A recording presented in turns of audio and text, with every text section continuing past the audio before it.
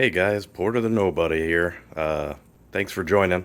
Sorry for the long lapse between videos. I gotta tell you, life gets in the way. There's always something happening with work, with the family, and stuff like that. So I hope you all forgive me for that. But I did decide to finally get out here and take a video of what I've done over the past few months, and I've been driving it a lot. The thing runs really good. I'm loving the heads cam intake swap. So just a reminder, I put GT40Ps for heads. I did the GT40 upper and lower from, I think it's a 2001 Explorer. I can't remember what I pulled them off of, but it's that year range. And then I put a Trick Flow Stage 1 cam in it. And man, it sounds good. I'll have a separate video kind of documenting what it sounds like now, and I might actually put together what it sounded like before I did all of this, then after I did all of this. I kept the exhaust the same. It's still BBK Shorty Headers, BBK H-Pipe, still with cats, and then Dynomax catbacks. Super turbos is what they are, and I like it. It's mellow, but it still has that cam lope, the rumble at idle. And it runs good with the change. It's really nice. Before, with the stock stuff, man, once you get past 3,000 RPM, you could just feel it kind of run out of steam. Well, I don't really feel that anymore, and it feels really good. Granted, it's not your aftermarket heads, like you would with like Trick Flow or AFR or something like that, where those things I'm sure breathe. I've never driven a car with them before, but it pulls pretty good all the way up to redline, and it's a huge difference compared to what it was, with the E7s and the stock intake and stuff like that. But just to kind of do a little bit of an update, I did 3G alternator upgrade. It's been really good. I did have a problem where I tried tapping into the 12 volt signal that's in the harness that already ran to the old alternator, and I got a break somewhere. It wasn't charging when I first put it in, so I actually, you can kind of see this yellow wire here. I'm running that all the way back to the battery to get its 12 volt reference, and it charges perfectly. So I did that. You'll see a few other wires here. So I put in an SVE radiator and their SVE electric fan kit, and it came with the fan controller. Eventually I'm going to put all of this in loom, so like this corrugated stuff, I'll probably wrap it with some vinyl tape so it looks nice. But there's the main fuse for 150 amp, I think is what the kit came with. I did that. Let's see, what else did I do? I did a oil catch can. So what I did, I kind of modified a little bit of the vacuum routing underneath the intake to kind of account for that. So I have it running from the PCV to the catch can and then back into the intake. In hindsight, I started thinking about this later, and I haven't fixed it yet, but I still have this tube that kind of feeds in. I haven't decided exactly what I'm going to do with that. That's not necessarily pulling the oil out like it would going through a catch can. But I think doing the catch can from the PCV will make a big difference. So I might not do anything with this tube here. What else have I done? Oh, you know what? Let me take you, I'll take you inside the car. And I ended up doing some glow shift gauges here. So I've got voltage, oil pressure, and coolant temperature.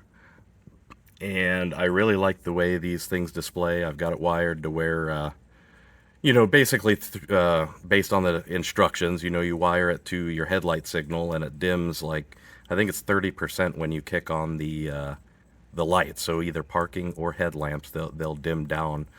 I've got to wire that. I've got all of them basically tapped together, and then I have one source going to, like, it needs constant 12 to maintain the memory for what color you choose for each one. Then it has switched 12, and then I think it takes off of ignition too. If I remember right, there's three 12-volt sources and then the ground, of course. And what I ended up doing, I don't know, I might have to sneak in here and get a picture, but I've got some terminal blocks back in here. You can't. I'll get a picture of that some other time. But I got a terminal block, you know, to kind of tap everything into, and it's worked really good. The pillar pod is just the glow shift variant of it, and I like the way it mounts. It's a little bit, you know, it's not the best. I didn't want to put screws into, so it's an overlay for the factory pillar. So you can kind of see glow shift, factory pillar, trim piece, and then of course, you know, trim and stuff like that, or weather strip. But even though, like I said, I didn't want to put screws and holes into it, so I used some, actually some command strips, and I've got one in the middle to try and help with this.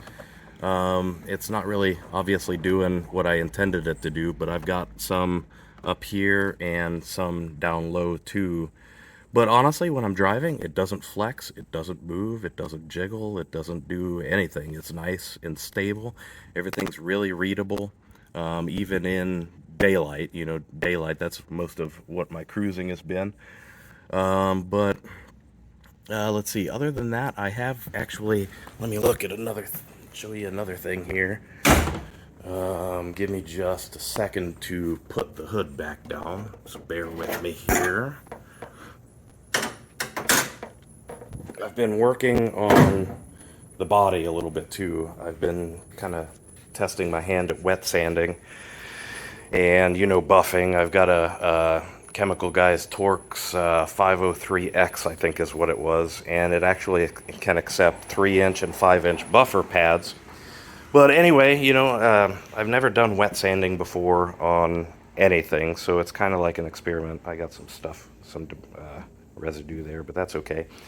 But I'll see if I can actually capture some of the clarity that's actually, and this is still a rough buff, so I haven't done any finishing, polishing, or anything like that, but I'll see if I can. I did this section, and then I did like this little section, and I haven't really done anything else when it comes to the wet sanding, but I'll see if I can capture some of the clarity here. So I've done that, I've done that. The camera's being a little bit silly, but we'll see if it can kind of adjust a little bit. So I've done this section too, and then we're going to get to a piece where I haven't touched, and I think you can probably see some of the clarity difference between, especially those two sections, right?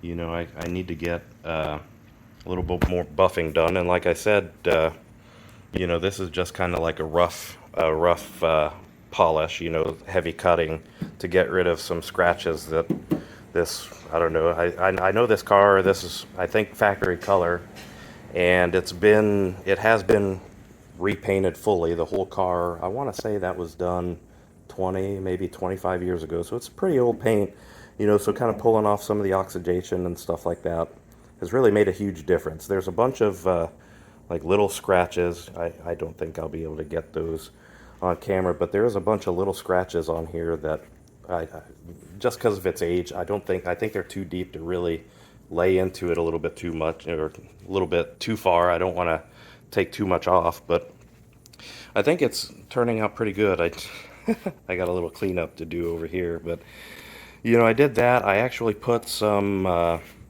LEDs everywhere. So I've got LED headlamps, both of the parking lights. I did the reverse and brake and turn signal in the back, and those have made a huge difference as well. I might do maybe do another video or something like that with that. But yeah, that's kind of where she rests for now. I'm really happy with it. Forgive my mess. I had to run to Walmart today to get some brake clean to clean up an oil change on my wife's car.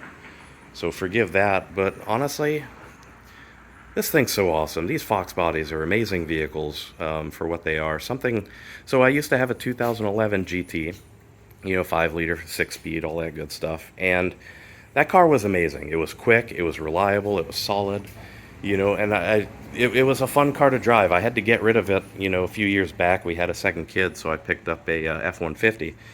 But something about this car, something about these cars in general, something so like primal and visceral about these things compared to what you get out of, you know, the newer vehicles. It just makes you smile, and it gets your heart racing in a positive way. And I love it. I love cruising this thing. It's amazing. But anyway, thanks for joining. Like I said at the beginning, sorry for you know, some of the lengthy delay between videos. It's just life. You know, we all have that happen, right? So, but again, thanks for joining. I appreciate your time. Thanks for watching. If you have any questions, comments, anything, drop them down below. And feel free to hit the like and subscribe if you want to. But once again, thanks again. I appreciate your time. Porter the Nobody signing off.